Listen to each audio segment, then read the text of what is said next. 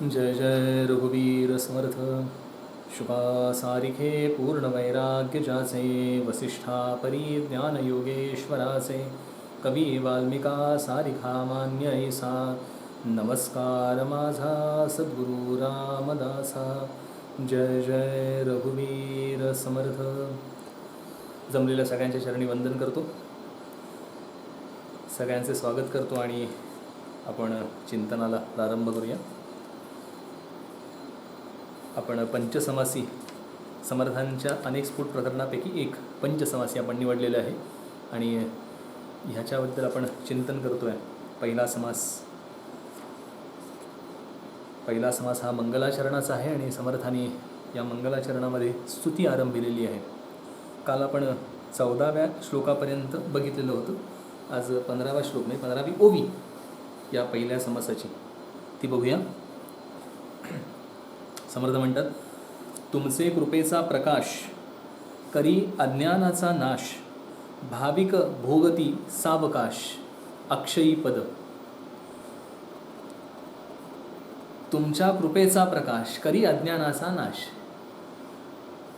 भाविक भोगती सावकाश अक्षयी पद. ही पहिली ओवी आहे.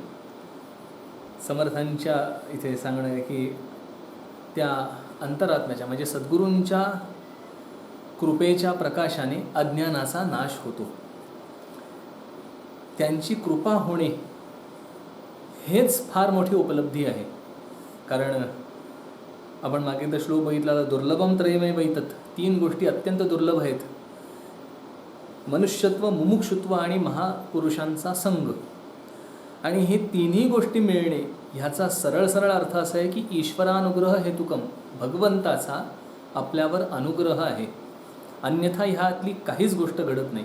आणि प्रत्येक गोष्टीला पायऱ्या आहेत. ह्या तिन्ही, पहिली पायरी मनुष्यत्व मिळणे हीच अत्यंत दुर्लभ आहे. त्याच्या पुढची पायरी मुमुक्षुत्व मिळणे म्हणजे मोक्षाची इच्छा असणे. कारण मला नक्की हवं आहे काय हेच आधी समजत नाही. मी धावपळ करत असतो नव्हे, सगळं जग धावपळ करत आहे आणि सगळं जग धावपळ करते ते फक्त आणि फक्त सुखासाठी. आणि त्या सुखाच्या मागचा मूळ हेतू आहे समाधान. मला असं वाटते की मला सुख मिळालं की मी समाधानी होतो, कारण त्या तात्पुरत्या सुखाने, क्षणिक सुखाच्या आधाराने मला काही काळ, काही क्षण समाधान मिळतं.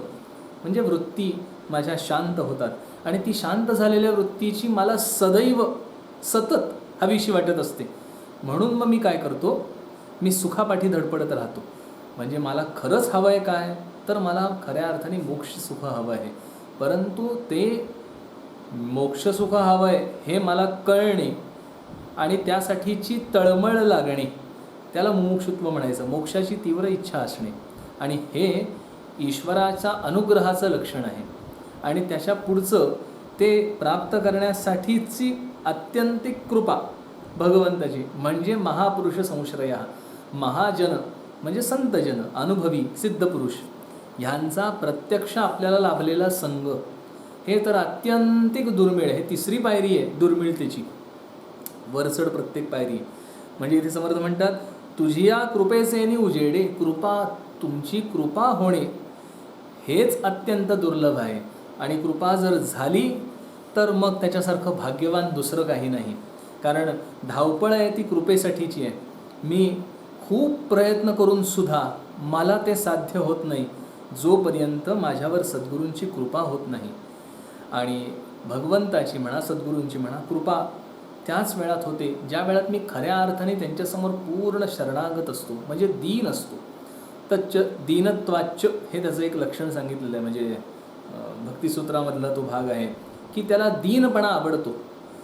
भगवंताला त्याच्यासमोर भक्ताचा दीनपणा आवडतो.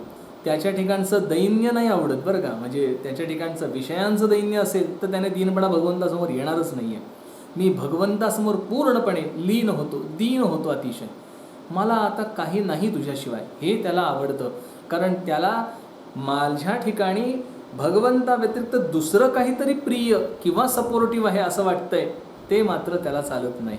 म्हणून इथे समर्थ म्हणतात, तुमचे कृपेचा प्रकाश, त्याची कृपा जर झाली तर त्या कृपेने होतं काय, करी अज्ञानाचा नाश. माझ्या ठिकाणचं अज्ञान नाहीसं होतं. मग टप्प्याटप्प्याने नाहीसं होतं, एकदम नाही नाहीसं होत ते. माझ्या ठिकाणी अज्ञान आहे हे आधी कळायला लागणे ही सुद्धा त्याचीच कृपा आहे. कारण मी अज्ञानी आहे, मी काहीतरी कमी आहे हेच आधी मान्य नसतं. बघा ना, मी चुकलो आहे हे मान्य करणं फार अवघड असतं समाजामध्ये.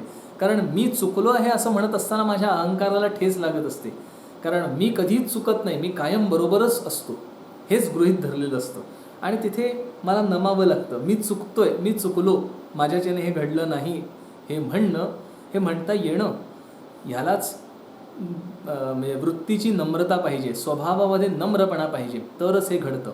ॲक्सेप्टन्स, आपल्या मिस्टेक प्रती ॲक्सेप्टन्स ही दुर्मिळ गोष्ट आहे.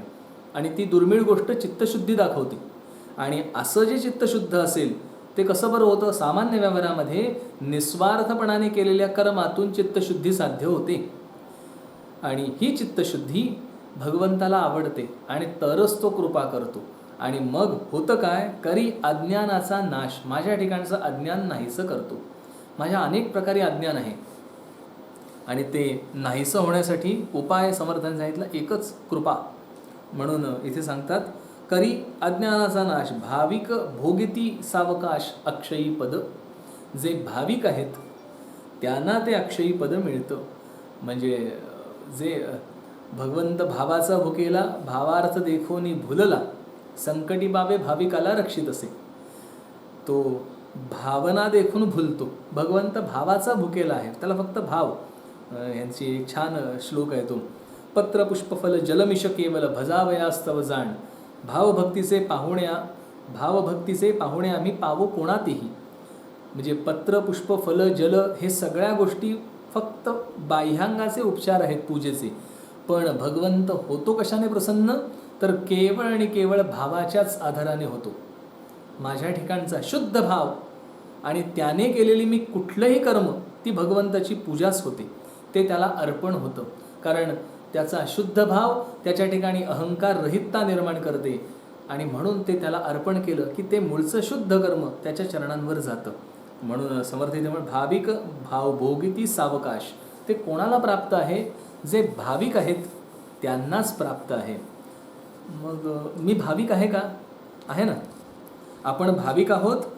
खरं सांगू का, आपण भाविक आहोत म्हणूनच या चिंतनाला बसलेलो आहोत. आणि समर्थांच्या कृपेने आपल्याला ह्याचं चिंतन करावंसं वाटतंय. मग ते जरी जड असतं तरी सुद्धा आपण ते स्वीकारतोय. कारण ही त्यांच्या कृपेचं लक्षण आहे की मला समर्थांनी केलेला, माझ्या गुरूंनी केलेला, संतांनी केलेला उपदेश जो आहे ते मला समजून घ्यावं असं वाटणं आहे. हेच चित्तशुद्धी आणि भावनिकतेचं लक्षण आहे. परंतु हा भाव परिपूर्णतेला जोपर्यंत जात नाही तोपर्यंत कृपा मात्र होत नाही. हा भाव माझा परिपूर्णतेमध्ये परिवर्तित झाला पाहिजे, पूर्ण भाव. मग पूर्ण भाव कसा? भाविक भोगती सावकाश अक्षयीपद. कुठले भाविक? ते की जे अक्षयीपद भोगतात, ज्यांचा भगवंताप्रती पूर्ण भाव असतो. पूर्ण भाव म्हणजे अपूर्ण भाव किंवा व्यभिचारिणी भक्ती चालत नाही. त्याला सांगायचं झालं तर मला ह्याच्याबद्दलही प्रेम वाटते आणि ते पण हवंसं वाटतंय, नाही, एकच गोष्ट चालते. भगवंताला अपूर्णता नाही चालत, तो स्वतः परिपूर्ण आहे. आणि म्हणून त्याला जी गोष्ट आपण देऊ ती परिपूर्ण लागते. मग भाव ह्यानेच जर तो पावत असेल तर तो भाव परिपूर्ण पाहिजे. माझा भगवंताप्रती परिपूर्ण भाव कसा बरं होईल? मला भगवंता व्यतिरिक्त कुठल्याच गोष्टीला भाव द्यावा असा वाटत नाही असं झाला म्हणजे तो भाव भगवंताप्रती परिपूर्ण झाला. तोपर्यंत तो भाव परिपूर्ण नाही. ओळखायचं कसं? मला इतर कुठल्याच गोष्टीत रस किंवा आनंद वाटेनासा झाला म्हणजे माझा भाव भगवंताप्रती परिपूर्ण झाला. मी कर्तव्य कर्म यथोचितपणानेच करणार, पण त्याच्यामध्ये मला रस वाटणार नाही. ते कर्म, त्या गोष्टी, ती सगळी माणसं, तो सगळा व्यवहार, जे काही मी करत असेन त्यातनं आनंद निर्माण होतोय हे मला अनुभवाला कधीच येत नाही. मी ते कर्तव्य म्हणून करतो. मला कधी एकदा ते उरकून मी माझ्या उपासनेला जाईन असं व्हायला लागलं म्हणजे माझा भाव परिपूर्ण व्हायला लागला असं समजायचं. That is the litmus test. हे लिटमस टेस्ट आहे. माझा भाव भगवंतापाशी किती आहे? मला कधी एकदा जाऊन दासबोध वाचतोय, कधी एकदा जाऊन नामस्मरण करतोय, कधी एकदा जाऊन ध्यानाला बसतोय, कधी एकदा जाऊन समर्थांचं वाङ्मय वाचतोय आणि त्यातनं मला आनंद मिळतोय. हे माझं जेव्हा घडायला लागतं, कधी एकदा जातोय आणि ते स्वीकारतोय म्हणजे माझा भाव वृद्धिंगत व्हायला लागला. मला भगवंताच्याच ठिकाणी फक्त आनंद मिळायला लागला आहे.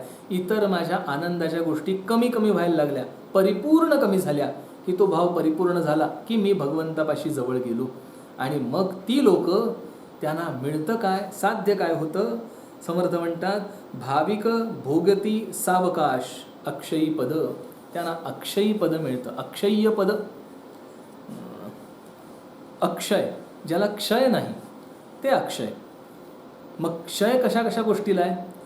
ध्रुवाने मागितलं अक्षय पद पाहिजे ध्रुवाला. व्हॉट इज दॅट अक्षय पद. ध्रुवाने असं सांगितलं की जिथून मला नाही का, त्या सगळ्यांना लहानपणी ही गोष्ट सांगितली जाते, कारण तो लहान होता ध्रुव, आणि त्याच्यामुळे लहान मुलांमध्ये ते जनरेशन होतं, ते जनरेट होतं की आपणही काहीतरी करावं. इट्स गुड, बरोबर आहे ते. पण ते मोठं झाल्यानंतर मला ते अक्षयपद म्हणजे काय ते समजून घेतलं पाहिजे. कारण ध्रुवाने ते नाही का, ते ध्रुवतारा, नॉर्थ पोल, तिथून तो वर दिसतो आणि तो अखंड आहे, सतत आहे, तो हलत नाही आहे. ते न हलणारं अशी गोष्ट एकच आहे, आत्मतत्व.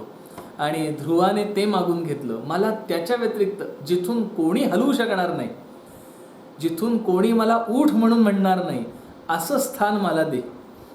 म्हणजे ती कुठली जागा आहे बरं. बाकी सगळ्या ठिकाणाहून कोणीतरी व्यक्ती तरी तुम्हाला हलवते, कोणीतरी परिस्थिती तरी हलवते, आणि काही नाही तर मृत्यू तरी तुम्हाला हलवतो, नाही का.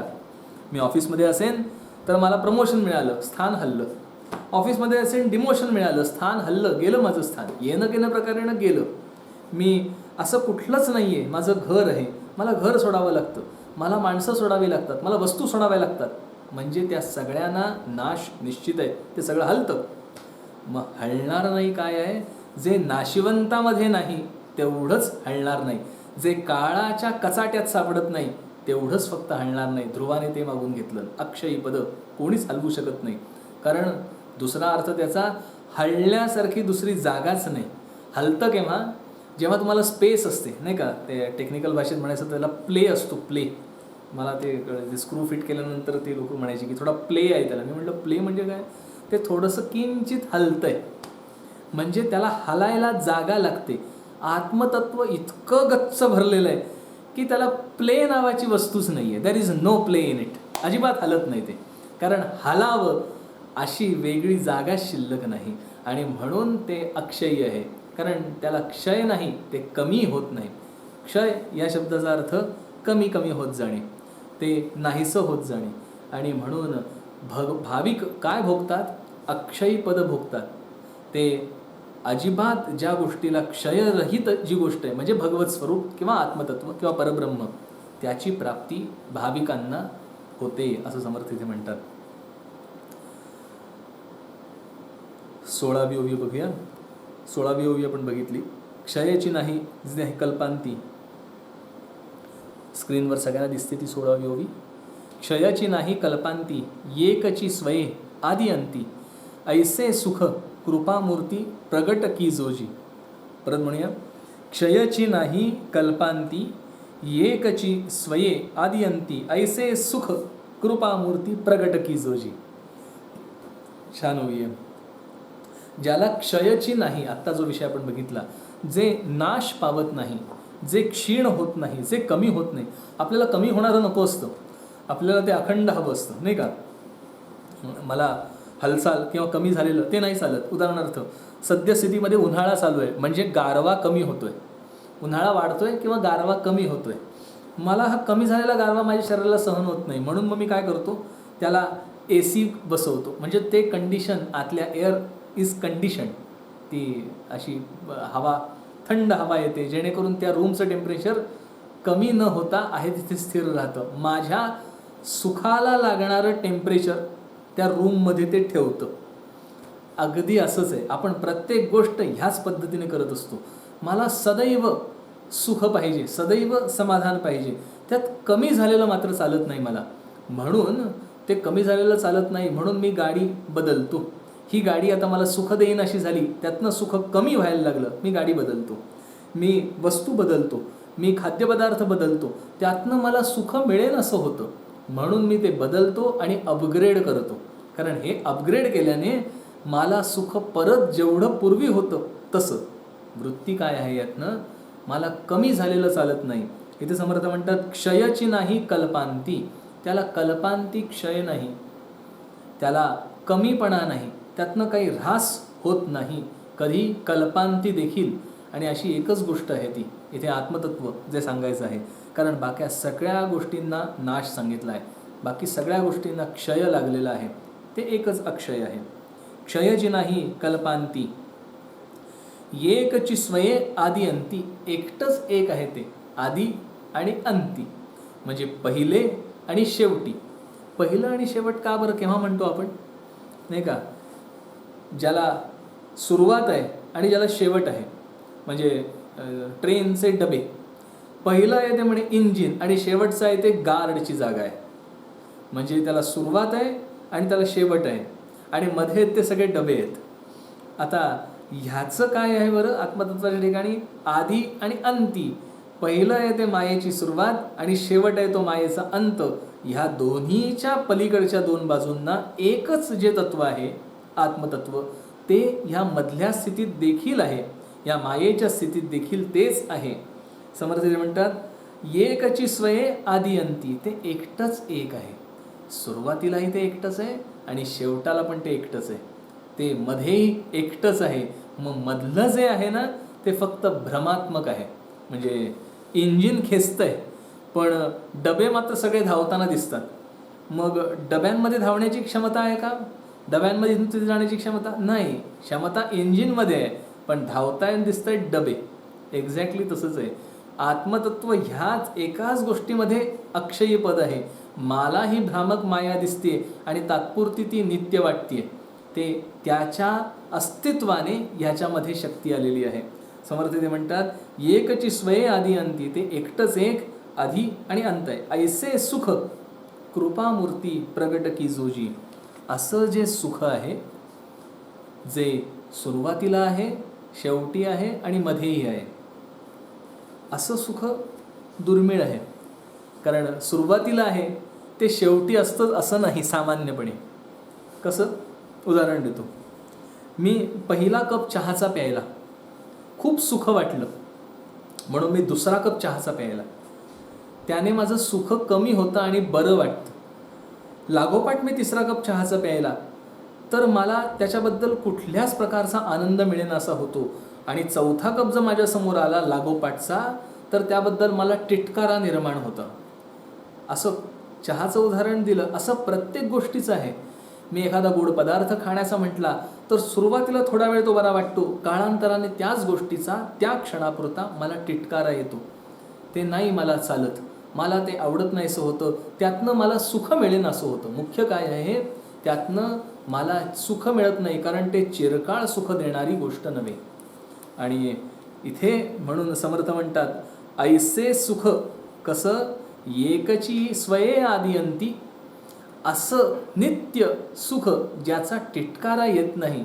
विषयांच्या ठिकाणचं जे सुख आहे त्याचा तिटकारा येतो. ते अतिसेवन केलं की तिटकारा येतो. प्रत्येक गोष्टीला क्षय आहे आणि म्हणून त्याच्यातनं निर्माण होणाऱ्या सुखाला देखील क्षय आहे.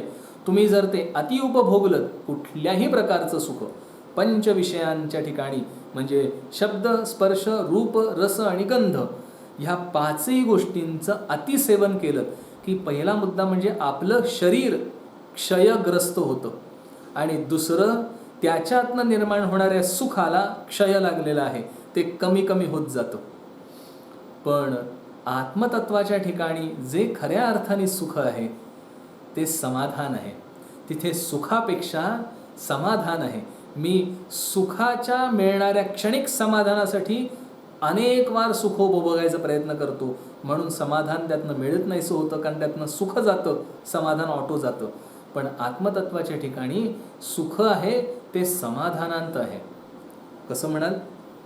जसं उदाहरणार्थ तान्हं मूल असतं, लहान मूल, आणि ते काय करतं, ते लेकाचं दिवसा झोपतं आणि दिवसभर झोप काढल्यामुळे ते रात्री जागं राहतं. आता घरातल्या माणसांचं होतं काय, दिवसा ते जागे असतात आणि रात्री त्या मुलामुळे जागं राहावं लागतं. असं होतं की नाही? माझ्यापेक्षा तुम्ही म्हणाल तुला कसं नाही, मी बघूनच अनुभवलेलं आहे, म्हणजे मला अनुभव नाही, तुम्हालाच जास्त अनुभव आहे सगळ्याचा. पण येणं केनं प्रकारे होतं काय, आई किंवा ती आजी त्या मुलाला, त्या रडणाऱ्या मुलाला कडेवर घेऊन ती त्याला झोपवण्याचा आटोकाट प्रयत्न करत असते आणि त्यांच्या या झोपवण्याच्या प्रयत्नात त्यांना सुख नाही मिळत. वास्तविक पाहता त्या जाग्या असतात, त्यांना सुखाची निर्मिती नसते होत, पण निर्मिती होत असते ती समाधानाची निर्मिती होत असते. त्यांना त्यात बरं वाटत असतं. मागे एकदा मी उदाहरण दिलं होतं. गृहिणी एखादी आहे आणि सकाळच्या वेळ आहे, खूप धावपळ चालू आहे आणि नवऱ्याला ऑफिसला जायचे, 2 मुलं आहेत, त्यांचे डबे करून द्यायचे, आंघोळी घालायचे, अमकं करायचं जमकं करायचं, त्यांचं सगळं सगळं सगळं झालं. नवराही बाहेर पडला, ती मुलंही बस आल्या शाळेच्या, ती मुलंही गेली की ती बाई घरी येते आणि 2 मिनटं स्वस्थ बसते. ती दमलेली असते आणि तिच्या दमण्यातनं तिला निर्माण होतं आत्ता ते समाधान आहे, स्वस्थता, खुश, शांतता. आणि त्या वेळात तिला समाधानाचा अनुभव येतो. वास्तविक पाहता ती दुःख भोगून आली आहे, पण त्या दुःखातनं तिला समाधानाची अनुभूती झालेली आहे, तिला बरं वाटलेलं आहे. मग हे कशामुळे होतं? कारण तिला त्यांचं करण्यात बरं वाटत असतं. एक्झॅक्टली असंच आपलं आहे. मला हवं आहे ते समाधान हवं आहे आणि ते समाधान नित्य असणार आहे. मला ह्या बाह्य गोष्टीतनं दुःख जरी झालं तरी जर समाधान मिळत असेल तर मी तेच करत राहतो, धावपळ त्याच्यासाठीच करत राहतो. पण समर्थ इथे सांगतात, एकची स्वय आदियंती ऐसे सुख कृपामूर्ती, जे अत्यंतिक सुख आहे, जे क्षय न पावणारं समाधान आहे, ते तुम्ही प्रगट करा. ते इथे प्रगट करा म्हणून सांगितलेलं आहे, कारण ते गुप्त आहे. ते प्रगट करावं लागतं. प्रगट काय करावं लागतं? जे दडलेलं आहे, जे गुप्त आहे, पण ते त्याच ठिकाणी आहे, ते प्रगट करावं लागतं, नाही का? ते काल नरसिंह जयंती झाली, तर त्या नरसिंह अवतार तो त्या खांबातनं प्रगट झाला. तो खांबात आला असं नाही आहे, तो खांबातून प्रगट झाला आहे. तो तिथेच होता, तो तिथेच आहे, फक्त ते मूर्त स्वरूपाला आलं, माझ्या दृष्टीला अगोचर होतं. ते बाकी कोणालाही न दिसत होतं. दिसत होतं प्रल्हादाला, म्हणून तो म्हणाला तो भगवंत सगळ्या ठिकाणी आहे. त्या प्रल्हादाला हे जाणवत होतं, तो सगळ्या ठिकाणी आहे. हिरण्यकश्यपूला कळत नव्हतं तो सगळ्या ठिकाणी आहे. म्हणून प्रल्हादाला विचारलं, तुझा भगवंत या खांबात आहे का? तो म्हणाला आहे, कारण त्याला दिसतच होता. त्याला भगवंत सगळ्या ठिकाणी व्याप्त दिसत होता, त्याच्यासाठी तो प्रगट होता. तो प्रगट झाला हिरण्यकश्यपूसाठी, त्याच्यासाठी तो अप्रगट होता. म्हणून समर्थ इथे म्हणतात, ते जे सुख आहे, ते जे समाधान आहे, ते नित्य आहे, परंतु ते माझ्यासाठी मात्र अप्रगट आहे. ते माझ्यासाठी दडलेलं आहे. ते तुमची जर कृपा झाली, मागचा जो श्लोक, तुमच्या कृपेचा प्रकाश, तो जर प्रकाश झाला तर ते प्रगट होणार आहे. तुम्ही ते कृपा करा आणि ते समाधान माझ्यासाठी प्रगट करा, माझ्या दृष्टीला ते दिसू द्या. आणि हे मागणं आहे समर्थांकडे, की माझ्या दृष्टीला, माझ्या अनुभूतीच्या क्षेत्रांना ते समाधान सातत्याने मिळू दे, अशी तुमची माझ्यावर कृपा व्हावी, हे समर्थ सांगतात. म्हणून आपणही तीच प्रार्थना जी समर्थांनी या ठिकाणी लिहिली ती समर्थांना करूया, की तुमची कृपा आमच्यावर व्हावी आणि ते प्रगट व्हावं आमच्या समोर. जय जय रघुवीर समर्थ. बाकीच्या श्लोकांचा अर्थ आपण उद्याला बघू.